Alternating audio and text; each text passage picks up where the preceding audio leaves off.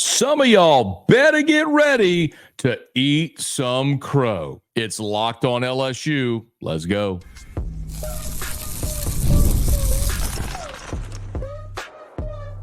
You are Locked on LSU, your daily podcast on the LSU Tigers. Part of the Locked On Podcast Network, your team every day. Okay, let's get it. It is Locked on LSU, your team every day. I'm your host, Matt Moscona. Thanks for making us your first listen every single day. We are free, available wherever you get great podcasts, of course, on YouTube as well. So subscribe. If you're on YouTube, smash that like button, hit the bell so you're notified whenever we post a video. Today's episode is brought to you by Game Time. Download the Game Time app, create an account, and use the code LOCKEDONCollege for $20 off your first purchase. Terms apply. So we got a lot to do today. The Bayou Splash, gigantic recruiting weekend coming up out for Brian Kelly and the football Tigers, a growing visitors list. We'll talk about that in a smidge. Had a chance to catch up with LSU rising sophomore outfielder Ashton Larson. You'll hear that convo in just a bit. But I have to start with a little bit of a reminder. Let's hop in the Wayback Machine if we could. Get that thing up to 88 miles an hour, flux capacitor, fluxing and all that stuff. And go back just about a month. Tennessee won the national championship. LSU was bounced in regional play. 14 LSU Tigers hit the transfer portal. And boy, oh boy, was there a melt from some of you. Oh, you know who you are. Now, I could do the old takes exposed thing.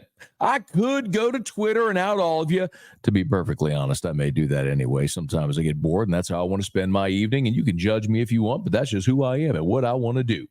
Maybe I could run through some of the comments on the old episodes of this pod from about a month ago when Cam Johnson and 13 other LSU Tigers hit the portal, and all I heard was, Jay Johnson, what's happening? Was he a flash in the pan? The culture at LSU is eroding. Why are all these guys leaving? They don't want to play for Jay Johnson. They're only getting small school recruits. Why don't any big players want to come play at LSU? We're falling behind in NIL, and on and on and on and on and on and on and on and on and on and on. You know who you are. You know who you are. And I seem to remember some 42-year-old, bearded, bald, kind of chubby, radio podcast host, media guy telling you, hey, baseball is measurable, y'all. I can measure velo. I can measure spin rate. I can measure horizontal break. I can measure exit velocity. I can measure the distance on a home run. I can measure all that stuff. I don't care who you do it against. Seems like that same guy told so many of you, man, it's kind of the culture of college baseball now. Guys don't play, they leave. That's all college sports. It's the portal era. And that same guy told you time and time and again, hey, LSU has the best coach and the best recruiter in college baseball. And as long as Jay Johnson is at LSU, the Tigers are going to be fine. Just trust Jay Johnson. I seem to remember that guy saying that. And you know what? He looks kind of a lot like me. Oh, but some of you didn't want to hear it. Well, portal window's closed. Draft is come and gone. And a pretty reputable organization, Baseball America. Perhaps you've heard of it. Publication that's been around since 1981. I was born in 82. It's a year older than me. 43 years ago, Baseball America started. Pretty reputable organization, I'd say. Well, Baseball America, now that the draft is gone, the portal window's closed and all that stuff, is taking sort of account and looked at all the rosters across college baseball and said, hey, let's put out a way too early top 25. Okay. Oh, there was a lot of SEC representation on this way too early top 25. Don't believe me? Let's take a look. Kentucky at 23. Texas, new SEC school, 19. Vandy, oh, you hate it for Tim Corbin. Down at 18. Their great advantage is not an advantage anymore when they could just give everybody a scholarship. Pulmonary in South Carolina at 17. Mississippi State at 16. Georgia, top 8 national seed a year ago at 11. Arkansas at 8. Tennessee at 7. Defending champs. Whew, boy, they fall hard. Michael Early, new coach at A&M, got him at 5. Spent a lot of money maintaining that roster. Florida at 2. It's interesting. So we've gone through 24. You go through 24 of Baseball America's way too early top 25 and didn't mention LSU yet. Let me take another look at that graphic and see if I can scan it again to see. Oh, there's LSU in the top spot of the poll. Number 1 in the country in Baseball America's way too early top 25. I'm going to tell you this again. Because some of you didn't want to believe me when I was saying it before. You called me a homer. The funny thing is I spent last week at SEC Media Days and I was called a hater by so many people. So my homer and my hater, chances are I'm probably somewhere in between, which is a good place to be for a media guy. You lost 14 guys in the portal. You added 10. And I've told you this time and again. You can say whatever you want. But Devin Sheeran being 6'7", throwing 100 miles an hour from the right side, I don't care if he played at Mount St. Mary's or on the moon. 100 miles an hour from the right side is 100 miles an hour. Zach Cohen was the Friday night guy at Wofford that LSU fans didn't want to see in that regional opener. Jacob Myers from Nichols, an incredible strikeout per innings pitched ratio. Now, got to fix the walks, no doubt, but strikeout stuff. Anthony Ianson, one of the best arms in the country, projected first-round pick next year, just pitched for Team USA. Chandler Dorsey was one of the best closers in the country this year at South Florida. Connor Benj is a guy that's an innings eater in the middle of the game. Oh, by the way, you also got William Schmidt to forego millions of dollars and show up on campus. And you're returning Chase Shores, who also throws 100, and Cade Anderson, who at the end of his freshman season, by the way, the number 2 player in the state of Louisiana from a year ago and was awesome as your midweek guy and got better as the season went along against better hitters, is back as well from the left side. Oh, did we also mention that you added power bats in Dalton Beck, Eddie Yaman, and Luis Hernandez? Danny Dickinson, who's probably going to be your starting third baseman next year, is a projected first-round pick for next year, but so many of you just saw Utah Valley and discredited him. Oh, and you also got Bear Jones and his 28 homers back. Stephen Milam, freshman All-America, back. Michael Braswell, your senior starting shortstop, will be back. And your outfield is made up of Jake Brown, Ashton Larson, Josh Pearson, and you added a couple of guys as well in Chris Stanfield, a veteran from Auburn, and another guy who just so happens to be a top 10 outfield prospect in the country, and Derek Curiel, a top 10 overall prospect in the country, and Derek Curiel, who passed on millions of dollars to come to campus. I'm going to say this again. I'm going to say it again. I'm going to say it clearly. I'm going to say it over and over and over and over again. You can keep doubting Jay Johnson, but that would be a fool's errand because Jay Johnson is the best coach in college baseball. He is the most relentless recruiter in college baseball. And as long as Jay Johnson is LSU's head baseball coach, LSU will always have a roster capable of getting to and winning the last game in Omaha. Never forget that. You don't have to take my word for it. Baseball America just told you the exact same thing. Speaking of LSU's team next year, Ashton Larson, likely your day one starter in right field, had a chance to visit with him up from the Cape Cod League. You'll hear that conversation next on Locked on LSU, your team every day.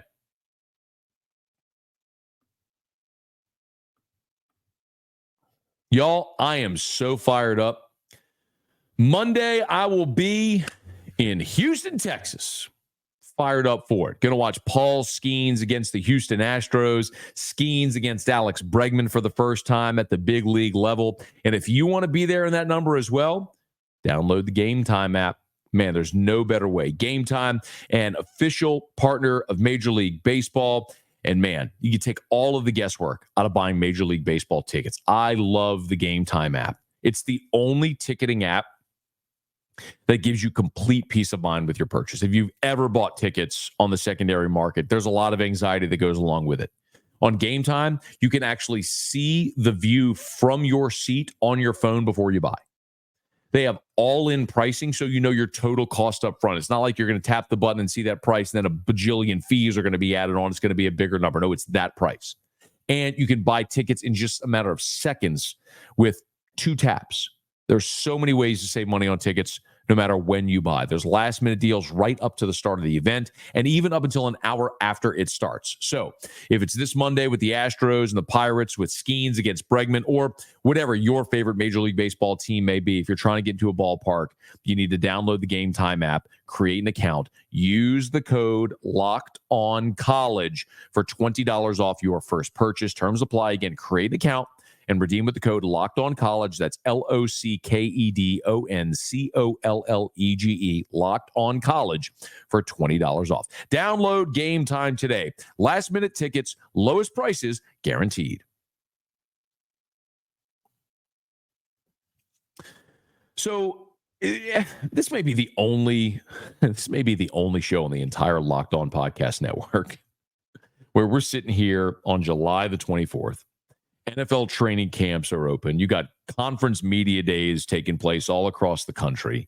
You're about a week away from the start of fall camp.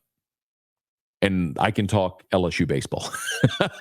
It's, literally unique in that sense. There's just no other market where this is the case, but I know you have an appetite for it. So Ashton Larson burst onto the scene in his freshman season, earned a starting role consistently around the Arkansas weekend, and finished the season as LSU's leading hitter in conference play. Well, this summer, Ashton Larson has picked up right where he left off. Went up to the Cape, the premier wooden bat league, and is hitting .305 and is tearing it up there in Chatham. The Chatham Anglers is who he's playing for. Had a chance to visit with Ashton Larson on my radio show after further review, and I wanted to let you hear a little bit of our conversation. I started by asking him the most notable differences, right, from going from the SEC into the premier college baseball wooden summer bat league. It's pretty similar, I'd say, just because the arms from across the country are really, really good. And then there's not a lot of batter's eyes. There's some different backdrops and stuff at the Cape, so it's kind of a challenge to get used to that. And you play every day, and so just getting your body ready to go every single day is a great challenge. And I'd say those are kind of the main differences from summer to college ball in the spring. Is this your first time ever playing in a wood bat league? I played a couple of days in a collegiate summer league before I came to LSU, but this is my first actual full experience. What do you think? For sure. I loved it. It's been really, really fun. The Cape is pretty much everything everyone said it was going to be, and I've really enjoyed my time up here. What about hitting with a wooden bat every day? You do that a lot when you're a prep player in high school ball. I've actually spent probably more time hitting with wood in my life than I have with metal, just from doing it all throughout high school ball, and I train with wood bats most of the time. So it wasn't that big of a transition, I'd say. Why? I'm curious. Why do you spend more time if you're going to play with metal? Why do you spend more time training with wood? There's just less forgiveness with wood. You have to kind of hit it more on the barrel. And you just have to stay through balls better. So it just kind of, it makes your swing, I feel like for me, it makes you kind of have a more honest swing. It gives you more honest feedback too. Ashton Larson is our guest up there with the Chatham Anglers in the Cape, batting .305. Man, look, against great arms, hitting with wood, you don't typically see guys have a really, really strong offensive year in the Cape or offensive summer, which is what you're doing. I would assume that maybe around the Arkansas game, or Arkansas series, kind of when you became a full-time starter, is that maybe when you really found your groove and became comfortable in your freshman year? I'd say so. I feel like I've been competing and making adjustments throughout my entire time since I got on the campus, and just kind of those those pinch hit at bats that I had leading up to that time really, really helped me just kind of get the feel for competing in those big spots and environments and getting used to the speed of that.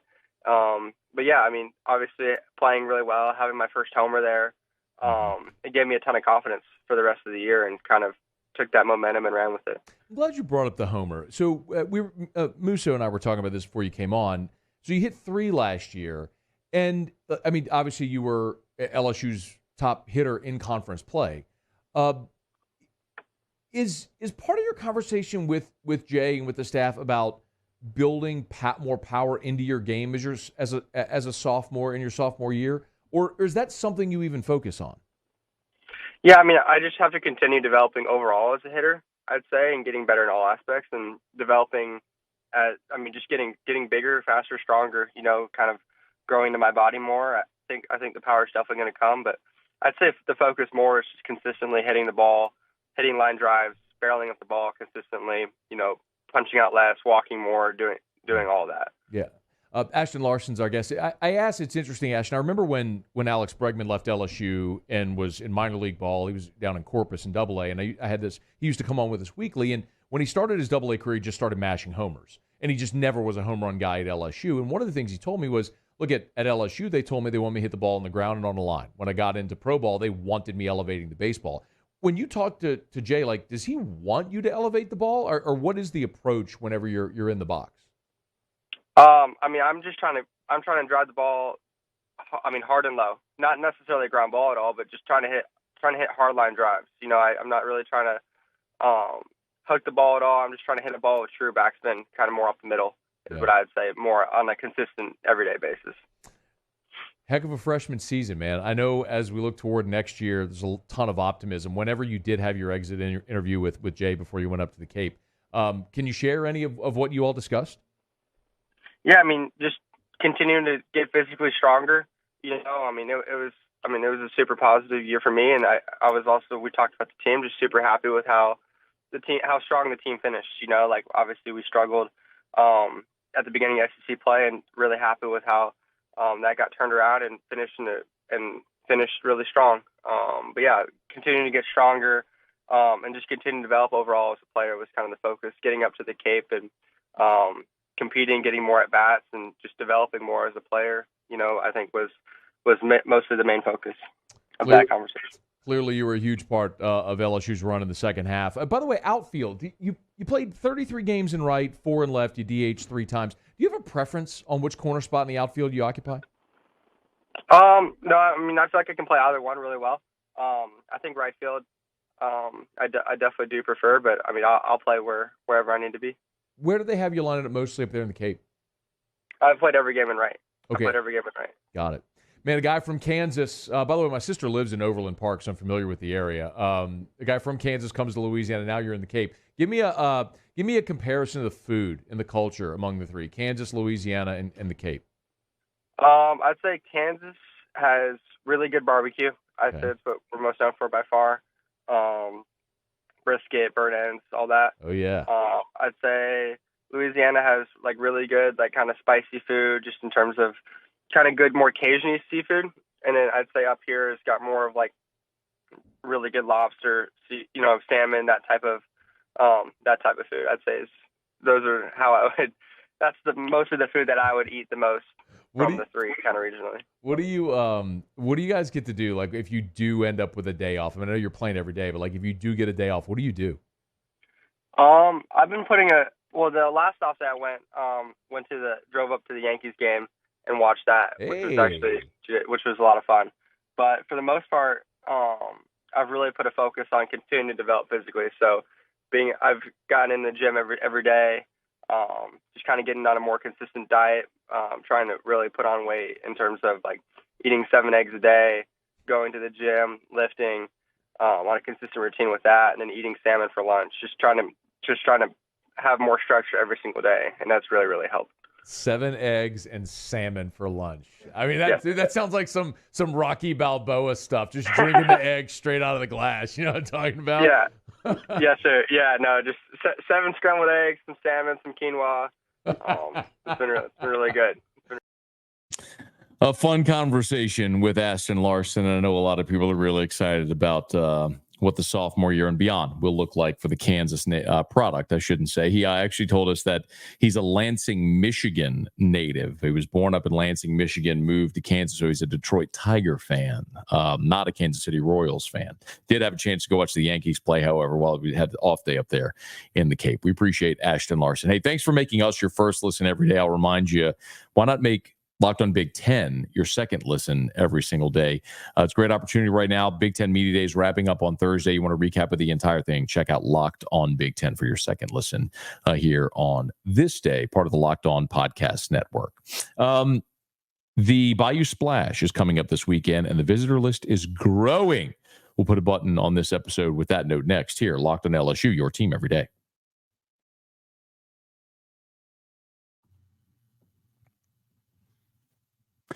Earlier in the week, we had a pretty extensive episode about Jonah Williams. Number one safety in the country, also a guy that is a projected top half of round one guy for the MLB draft coming up in 2025 for next summer's MLB draft. And we did learn on Wednesday that Jonah Williams has set his commitment date and his top five. So exactly 1 month away. August the 24th, Jonah Williams will announce his commitment. He's down to Oregon, USC, Texas A&M, LSU, and Texas. Of course, he's from Galveston, Ball High School. So Texas A&M, have the hometown sort of flair there. Told you about Jay Johnson recruiting Jonah Williams as a baseball prospect, the first college coach to be in that number. Southern Cal and Oregon also in the mix. You would certainly think that Oregon would be in the mix primarily because of NIL. But Jonah Williams, who's visiting Texas on Thursday, then is set to be in Baton Rouge for the Bayou Splash. A visitor list, by the way, that continues to grow.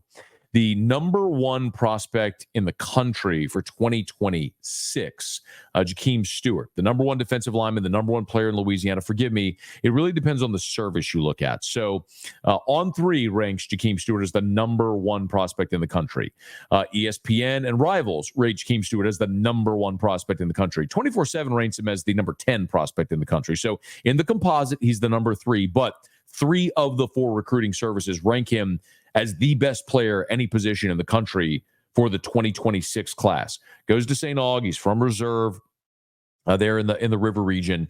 And 6'5.5", 270 pounds, Jakeem Stewart.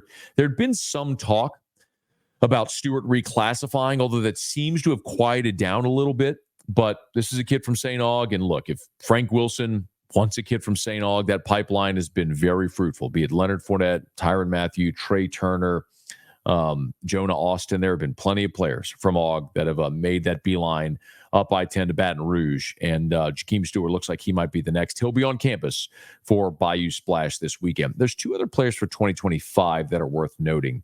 You know, this past weekend, we talked about LSU adding Derek Meadows, the 5-star wide receiver, and missing out on Jabari Antoine, the 4-star cornerback. And we talked about who the next targets might be for LSU at those 2 positions. Well, the 2 players we mentioned have announced they will be in Baton Rouge for the Bayou Splash. So Aiden Anding is the cornerback out of Ruston. He is a 3-star and 5'11", 160 pounds. Like Forrest Gump said, he could run like the wind. Super fast guy. And we talked with Shay Dixon from On3 about Aiden Anding. And this is a guy with offers from big-time schools, Texas, LSU, Miami, Arkansas, TCU. But it's one of those things where his recruitment is gaining steam throughout his junior year and into his senior year. So by the time it's all said and done, Anding is probably and a 4-star recruit, and probably ends up in the LSU class. So Aiden Anding will be on campus this weekend. So too will Philip Wright. So Philip Wright committed to Michigan earlier this month, July the 13th. And LSU got in late on Philip Wright. He's a receiver out of Destrehan, 5'11", 170. Remember, his teammate there at Destrehan is already committed for the LSU class of 2025, Jace Thomas, the defensive back. Well, Jace Thomas got the offer and committed after coming to LSU's camp. Philip Wright, again, LSU got in late in the mix here. So he committed to Michigan earlier in the month, But there is an overwhelming feeling among people in recruiting circles that LSU is actually going to end up flipping Philip Wright. It was just a matter of LSU taking interest, offering him and being serious about him, and they apparently are there now. Look, DeCorian Moore committed to LSU a year ago at this event, the Bayou Splash. It was Bryce Underwood's first time in Baton Rouge a year ago at the Bayou Splash. Of course, the number one player, number one quarterback in the country for 2025. Still committed. It will be really interesting to see how fruitful this weekend is for Brian Kelly and his staff, not just for the 2025 class, but even beyond. Bayou Splash, that visitor list continues to grow. And I'm going to tell you, man, I think so highly of my buddy Shea Dixon, who from On 3, the Bengal Tiger. Shea is as good as they come when it comes to recruiting. And Shea noted this. When you look at the Bayou Splash visitor list and who's planning to be on campus, you're talking about multiple 5-stars and nearly double-digit top 300 recruits, including the number one overall prospect for 2026, Jakeem Stewart. So a massive weekend and a massive opportunity for Brian Kelly and the LSU football program to build for the class of 25 and beyond. Hopefully it'll be a fruitful weekend for the Tigers. Of course, we'll have it all covered for you right here on Locked on LSU. Hey, if you're new, please subscribe on your favorite podcast app. Rate us, leave a review. If you're there on YouTube, please smash that like button, subscribe to the channel, hit the bell so you're notified whenever we post a video. And be sure to let a friend know that if they love the Tigers, we got you here every single day for Locked on LSU, your team every day.